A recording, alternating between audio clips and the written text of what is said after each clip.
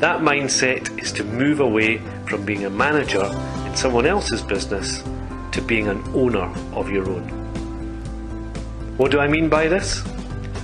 Well, imagine you had total control of the services you provide, and that you were in competition with other service providers, that your own personal wealth came from the success or otherwise of your business as determined by your customer, and that your business needed to be successful for many years. How might you act in that new world?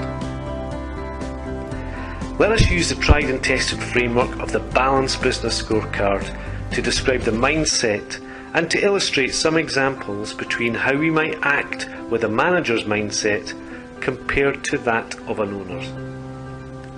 In the financial quadrant, a manager would make sure they hit the budget and that any new budget would be the same as last year plus whatever they expect this year. An owner would understand and question every cent of the budget to ensure value. In the customer and service quadrant, the manager would react to customer complaints and he would give the customer what they want. An owner, on the other hand, needs to anticipate customer issues. He understands and gives the customer what they really need. A manager would record problem failures. He'd fix them and then report on it accordingly. An owner can't afford to do this. He anticipates issues where possible, hunts down root cause and eliminates it.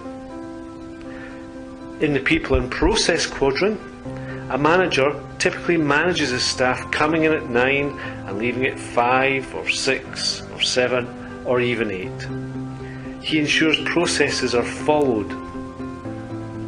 An owner, however, understands what their people do, their productivity, the value they add, and he recognises this in them. He leans processes. A manager recruits for capability gaps when they happen.